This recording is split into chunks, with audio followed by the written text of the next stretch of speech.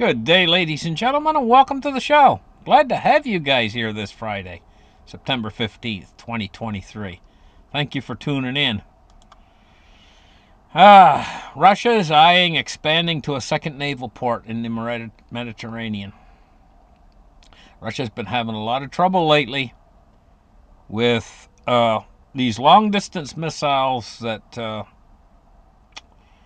that Ukraine can launch deep inside Russian territory. And of course, how do they track and plot these missiles? They use satellite coordination with so these missiles that Russia's using are mostly what they call drone missiles or drones, but they can go for long distances, and this is turning into more of a drone war than a lot of people would think. Three Russian drones now have been dropped into Romania, and myself, I do not see Russia. Uh, they ain't too worried. I don't think. One of the things that makes me think that is the fact that they're very haphazard about letting their drones stray into Romania, and I don't think they're too worried about. I don't think they're frightened of NATO involvement or anything, because they figure NATO's already involved. Maybe, perhaps, is what I'm thinking. So they're not being that careful to let three. And in fact, strategically, Romania could be very strategic for Russia. Could you imagine what would happen if Romania were to start to say they entered into the war? Let's just say, theoretically, that the war extended into Poland and Romania. Okay? It could be very strategic for Russia to cause problems in Romania that would cause a refugee crisis. This is part of war now. They use refugees as weapons against other countries. But I think the main target for Russia is not so much Romania or Moldova. I think the main target for Russia is up toward Poland, toward Kaliningrad. I mean, we all know the main target is Ukraine. But I mean, after Ukraine would be a push toward Kaliningrad. And then around that pass that goes in there, I think it's called the Sowalski Gap or so. I'm probably not pronouncing it exactly correctly. But it's this short area of land that comes from Kaliningrad through the top side of Poland. And why that's so strategic is there's another number of countries like Latvia and there's about 4 or 5 little countries up in there that if they could take that gap, they'd just effectively cut them off. Anyway, taking a look, we see that Elon Musk has transferred control over Starlink systems to the United States military. Now, Starlink systems can be used very effectively as guidance for these drone attacks. I'm just saying it can. I'm not saying it is, but I'm just saying it could be used for that. And so when I see the military taking control over the Starlink systems, I'm starting to think to myself, hey, you know what? That's what I'm thinking to myself. Now, DeSantis, down there in Florida, has offered Illinois cops $5,000 to make the smart move, he says, to Florida. Come on down to Florida. We need cops. We need to have protection for our citizens. We're not going to defund the police. We want more for Florida. More cops. But here's the thing. $5,000 I don't think is enough to really... Now think about it. If you were a cop and you were living up there in Illinois and you were offered $5,000, would that be enough of an incentive to make you actually move? To pull up all your stakes and move down to Florida. Would that be a big enough incentive? So why don't he just 10 times it would probably do it. If he offered $50,000, I see that this is not 1980. $5,000 might have worked back in 1980. But now you got to up the ante a little bit higher than that. If you really want it to be effective, if you really want those cops to come down there in Florida, you got to up that ante a little bit, is what I'm thinking to myself. Now we're going to talk about disease here. Really keeping my eye on this one. You think Ebola's bad? Ebola, I don't think's got nothing on this one. This is a dangerous one. It's called Nipah. And it sparked a health concern in India right now. And one of the things about this virus, why I'm very concerned about it, is it can be like COVID was. There's a certain percentage of the people out there who catch COVID who are asymptomatic. And this is how it got past everything, like the airport security and all that, because people were coming in. They didn't have a fever with COVID. And so they just checked basically for fever at the airports, but they had COVID, but it was asymptomatic, and they come in, and then it starts to blossom out. And evidently this Nipah virus is similar. It says the Indian state of Kerala is battling a fourth outbreak of the Nipah virus since 2018.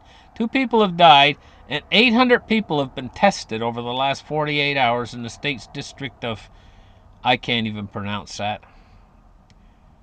Kozhikode. Kozhikode. 2 adults and a child are hospitalized for observation after testing positive. Epidemic potential. Okay, they don't have anything. Evidently, they don't have anything really for this virus. It says Nipah is a zoonotic virus, meaning it can be transmitted between animals and humans.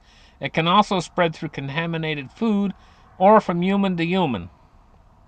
So it can go from human to human. It was first identified in 1999 in pig farmers in Malaysia. Most of those cases resulted from farmers coming in direct contact with sick pigs or contaminated pig tissue. 300 people so far have had this virus, and 100 people have died. So it's got a 33.3% death rate to it. That is amazingly high.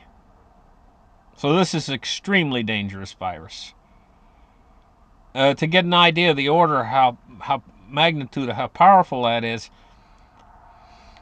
I mean, it's like over 30 times more deadly than, I mean, this is getting a very, very serious virus. It's getting right up there with MERS or something like that, you know. It says it was first identified in Bangladesh. It is believed the infections of Bangladesh are caused by people consuming fruit or fruit products like raw date palm juice or date palm sap that has become contaminated by the urine or saliva of the fruit bats that feed on the sap. There's a fruit bat hanging right. This is another bat one. Boy, these bat viruses are bad. Nastiest. And you know, Ebola's a bat one too.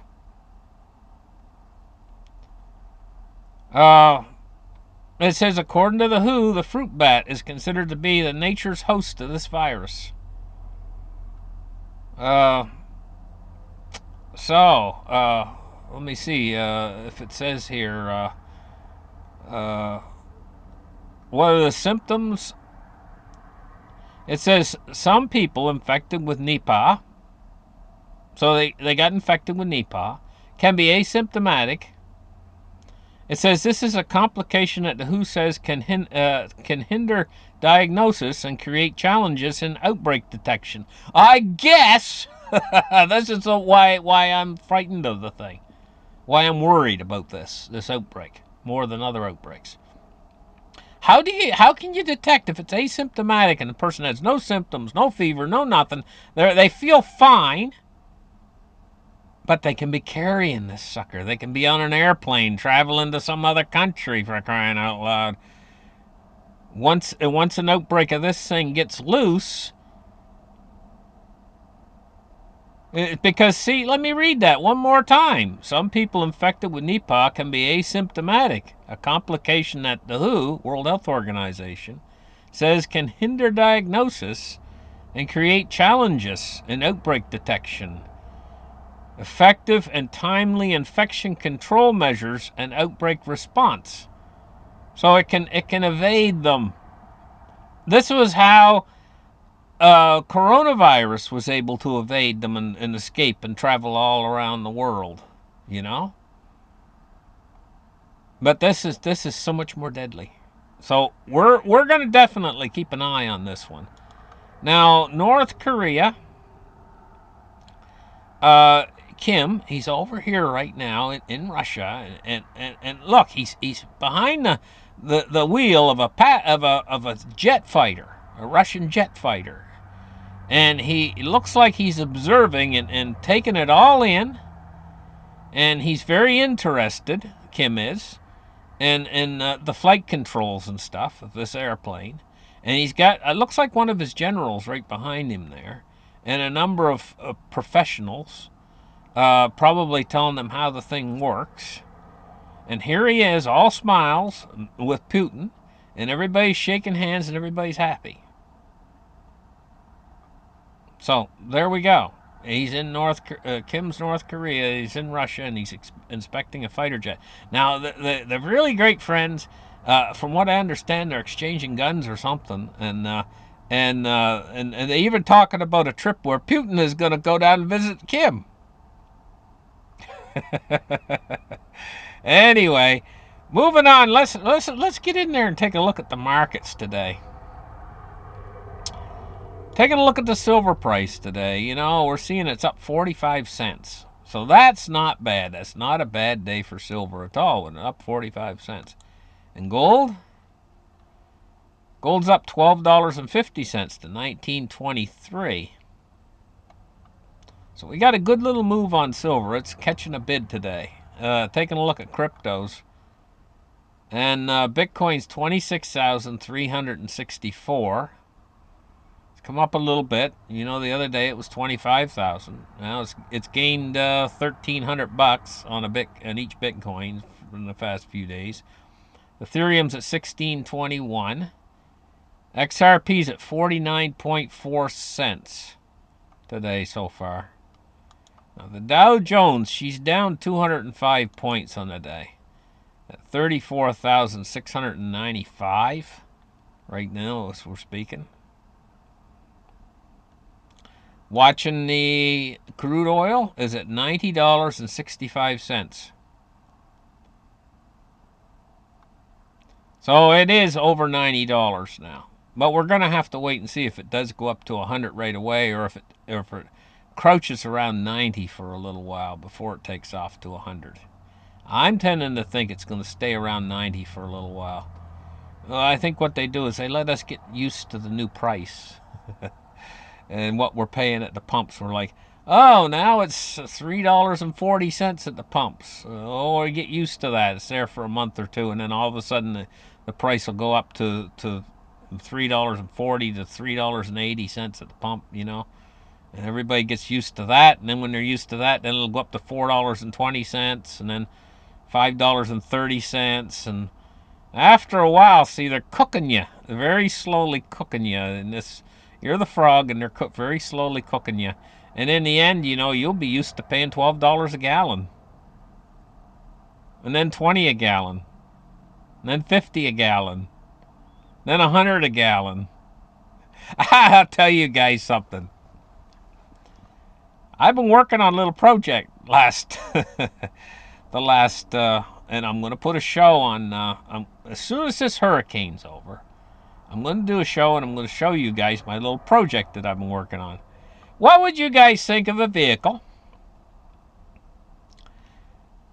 It's really only designed for one person, but it's my buggy that I've created that is for the bug out buggy. I'm going to call it the BB, the bug out buggy.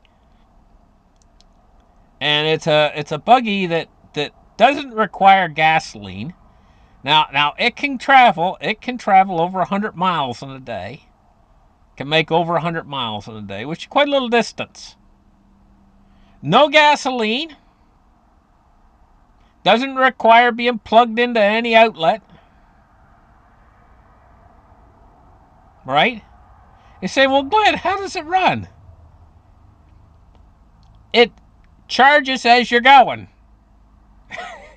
So you're driving down the road with it, okay? And even in ambient light, just light, as long as it's light outside, as long as it's not dark out, it won't work at nighttime because it runs off the sun. It does run off the sun. So you can't drive it at nighttime. And it's not quite as good if it's a dark, really dark, gloomy day. It's not quite as good. It it doesn't quite get enough power to really. It takes at least a bright day. Say it's cloudy, but if it's bright, it'll have enough light. But if it's sunny, it really go right. And if it's sunny, you can get over 100 miles in a day with it. And you can probably get 20 or 30 miles with it on a real cloudy day or gloomy day. And the thing about it is, it's all terrain. It runs off the sun. It's all terrain, and it provides a certain amount. It provides what do you call it? It can provide shelter from rain and snow and wind and harsh conditions as well. And the thing's only 36 inches wide. And why that's important is, say you're getting away in this buggy, and you're getting out of Dodge because maybe a nuclear reactor's blowing up not far from you, and you got to get out of there because a big cloud of radioactivity is going to poison you to death if you don't get out of there. Let's just say, right? Or you got to escape a big herd of zombies. Just joking about the zombies, but anyway. Okay, so you got to make some tracks. Well, you get out there on the main highway, and all the other people got the same idea. They wanted to get out of there too, and their vehicles are all over the place. They've all ran out of gas. You know, you've seen this in all the zombie movies. You know, the vehicles all sitting up there on the freeway, and they've all left them. They've left them because they all ran out of gas, or they all got caught in a big giant traffic jam trying to get away, and they're all just sitting up there in the vehicle. And half of them, the doors are open, and the keys are still in the ignition in some of them. You know, because nobody can use them because they've all ran out of gas, and the people have taken off on foot. Okay, so this buggy of mine, it's all terrain. It can go right over the grass, curbs. It can go up hills.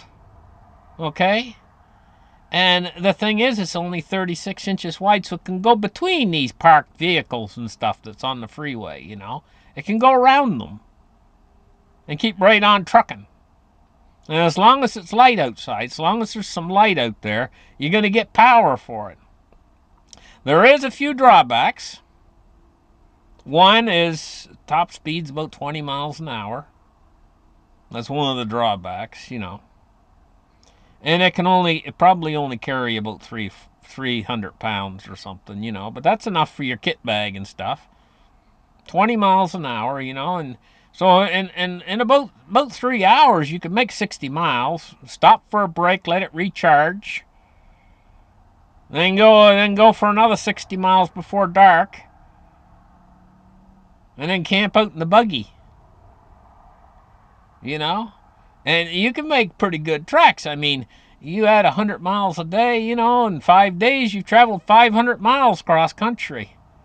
And maybe you're back into a safe zone again. So, I'm going to put a show on. I'm going to show my buggy on Patreon. You know, coming right up, right soon. As soon as this hurricane's over. Now, I got to deal with the hurricane. It's going to hit tomorrow. I'm not too worried, you know. I'm used to hurricanes. I've been through enough of them in my life. I've probably been through about eight hurricanes or something over the years. Yeah, they used to live down in Florida. They used to get quite a few down there. Nova Scotia gets hit a lot too. So I've always lived in hurricane land.